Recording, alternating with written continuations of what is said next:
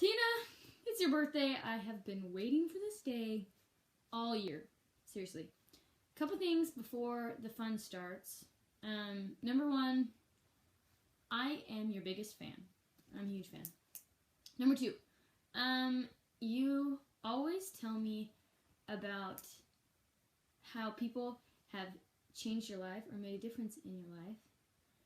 And I have always wondered what their side of the story is. So I decided to ask. So I started in September, and I started asking people and collecting videos, but the objective kind of changed after I had a conversation with you.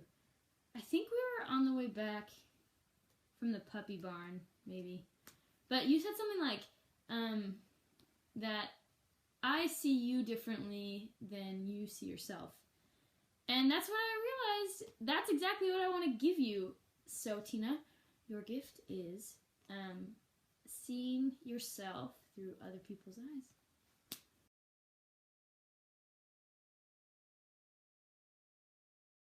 Let's see. She does a lot of things. But, I don't know if this is my favorite, but whenever she was licking everybody's elbows during concessions. What are you doing to me? That was pretty funny stuff. This one's for Tina Boo.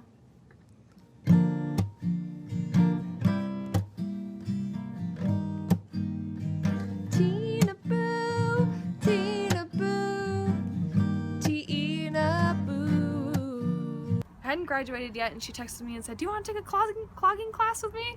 And I was like, "Sure. I've never talked to you in the last year and a half or something, but okay." And then I got to school and I cut my thumb and she saw us, and then we played frisbee, and she's like, "By the way, I dropped that clogging class." And I'm like, "Oh, I gotta drop that too then." So we're in sacrament meeting, and they pass the bread and water around. So the bread was going from person to person. She looks at me with this disappointed look, and she's like, "Mom, why can't they ever put like peanut butter on the bread?" And I was just like, you know what? That is like an awesome idea. Let's see, a favorite memory of Tina. I wouldn't even say it's a favorite memory, but maybe a moment. It was before I even really knew her that well. She just kind of goes, "Hey, how's a bald life?" Okay, my very favorite memory with Tina is in my very last rugby game. The ref said, it was a scrum, and the ref said last play, so I knew this was the last play that I would ever play. And Tina, I looked up at Tina, I feel funny, and she just knew that we should switch because she was playing 7, I was playing 6. So she let me be, I hate my cry voice, she let me be 7 for my very last play. Anyway, that's my favorite thing about Tina, is that she is so unselfish, that she always respected me as a player and as a person, and wanted me to be happy, and was willing to give me a try and give me like that last play. And she's just so nice, and I love her.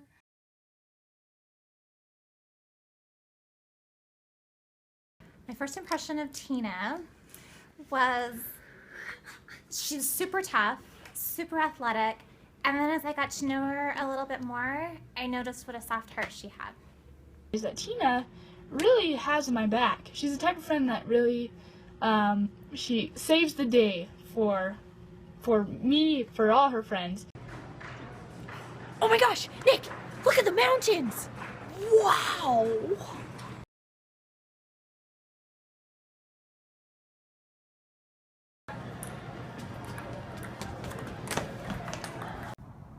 My first impression, wow. When I first met Tina, I don't think she was a closet black people lover, but she just didn't talk about it as much. But now, all you hear about Justina. My first impression of Justina was that she was a tough chick. She was in my unit at camp, and I totally enjoyed her from like the first minute. But when she started telling me about all of her ninja moves and how she wanted a ninja motorcycle, and anyway, I got the impression that she was tough, but like literally within 24 hours, I knew she was a total softie at heart.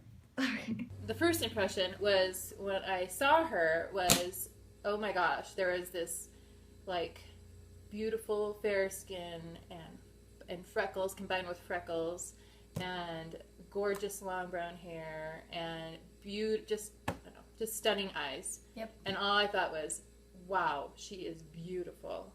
And that was my first impression. But the best part is I got to talk to her and visit her and watch your friendship blossom and grow. What I realized was that was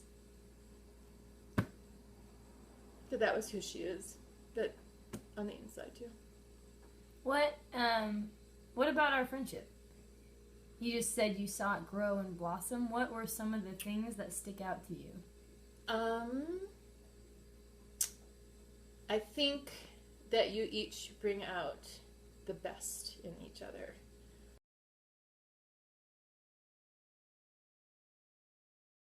I think something that, you know, I really admire about her is that she does things the Tina way, and I think I really respect that about her and admire that about her. And I think I feel comfortable being me because she always feels comfortable being her. I think one of the things that I admire most about Tina is that she doesn't dwell on the negative. She's always very optimistic, and it has a tendency to rub off on other people, which I really appreciate. What do I admire most about Tina?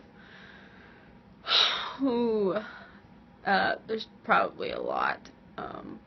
She was really welcoming, like, first, like, couple of, like, practices, and she's so funny. I can't get over how funny she is half the time. And she really cares, about people, and you can just totally see that, in the way that she interacts, with you and, like, with other people. All right, let's talk some Tina. So Tina is freaking awesome. She's very original, and I like that about her. She's got like this Tina swag, and I mean, we all know what that is. You don't even have to describe it. It's like in the way she walks, the way she runs, just kind of the way she goes through life. I admire Justina's ability to remain an individual. Through some hard times in her life, she's been able to maintain her testimony in spite of a lot of opposition. And she sticks to what she believes is true. She's very principle driven, which I love. I love that she can just be herself and be comfortable with that. Okay. So I think with all of her quirks, she's probably one of the most loyal friends I can think of loyal people in the world. Oh goodness. I admire everything about Justina. I admire her strength and her determination, for sure. She is very goal-oriented, and she just goes after it. And I admire that she has just stayed true to who she wants to be as a person, in spite of all the things that may be fighting against her. Yeah. She knows what she wants, and she's going to get it. And I really admire that drive that she has in her, in a lot of aspects of her life.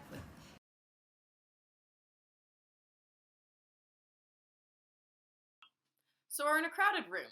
How do I find Tina? Do you hear any wrestling? Do you hear anybody going, ah, ah, ah? If that voice is Nick doing that, you found Tina. I would say she's the one with a flannel shirt and socks like this. All right, if I were to describe her to someone in a store, I'd probably say she's wearing like basketball shorts or a flannel or a leopard suit, maybe a onesie of some sort. I don't know, like, do you do that? Seems like you do. If I had to describe Tina in a big group of people, here's what I'd do. I'd say, that girl over there fighting with that other girl over there in that group of rugby girls over there. Also pretty long curly hair and tall. Crowded room. How do I spot Tina? You see that girl over there? She's got that little Jedi braid going on. Yeah. That's the one. Mm-hmm. Oh, you still don't see her? Oh, okay. She's got the hat. It's like flipped backwards. Yeah, like that kind of gangster look going on, but she's white. But don't be fooled. She's actually like South African. She speaks some Swahili, so.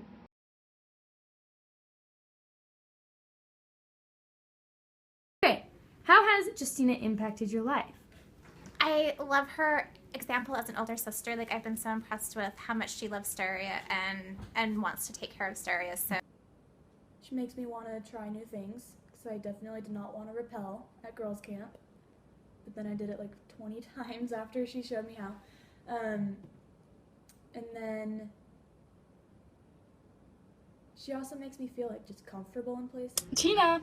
Tina was awesome because she made me feel so welcome, just right from the very beginning. And yeah, I don't think I'll ever forget about how kind and welcoming she was when I really wanted to feel welcome. So Tina has impacted my life in a lot of ways. She kind of, held me together or whatever when I had it rough. And she never let me feel like I was alone, which is pretty cool. Like, she always had a lot of respect for me as a player, which I didn't understand always because she's like infinitely better than I am in so many ways, but especially in rugby. But she always made me feel like I was a good player, and I had more confidence because of her. And I think that translates into real life, that I had more confidence because Tina was my friend, and she brought out the good qualities in me. The way that she's impacted me most is as a mom. One, I just love her. Like, I just love her. I love her because she's your best friend and she cares about you, but that's probably how she's most impacted me, is how she's been with you through all your trials and challenges recently.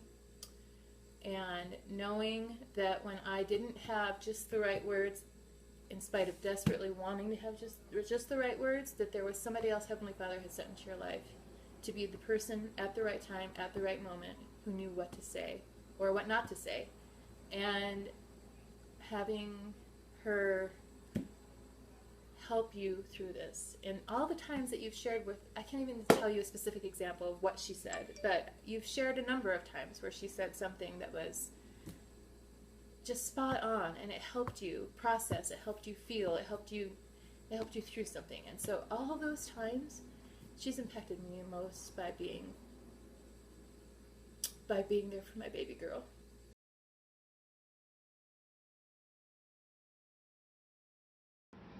Tina shows me that she loves me when she calls me a sloth.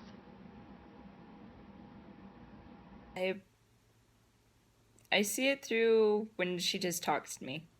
Whenever she humors me with just a story, or I just ask a question and she just talks to me. And not a lot of people talk to me and really take that time to. And I really appreciate that. How do you know that Tina loves you? What does she do to show you that she loves you?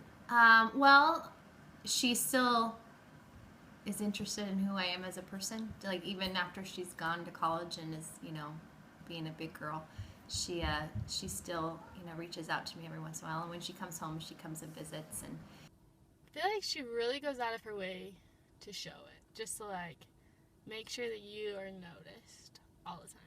Makes you feel like a priority, kind of deal? Yeah, we're you may just be at practice or going about your day, and it's Tina shows up and you know that she knows you're there. Okay, Tina shows me that she loves me because she's always trying to include me, and she always makes me feel like I'm wanted to be around.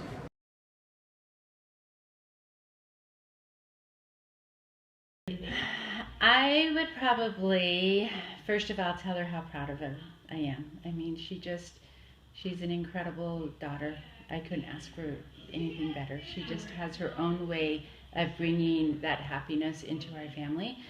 But I would probably just remind her to be herself, regardless of what anybody else says. She knows what she wants, and she knows what's right. She knows what's wrong. So if you could only talk to Tina one more time, what would you say to her? I would tell her that I am so insanely proud of her. That she has made a huge impact on my life and on the lives of many people, many whom I don't think she even realizes. And I would just tell her that she's greater than she thinks she is, that she has immense potential, and that if she stays on the path that she's currently on, she's going to continue to do great things with her life. So. I think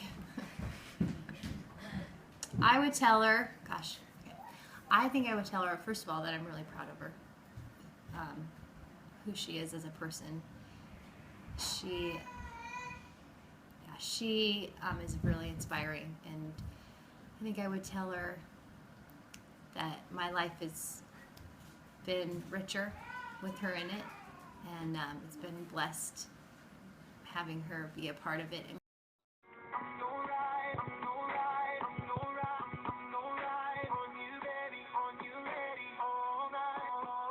No, I won't do that. But happy birthday, Tina. Best friends forever, dude. Still my pineapple.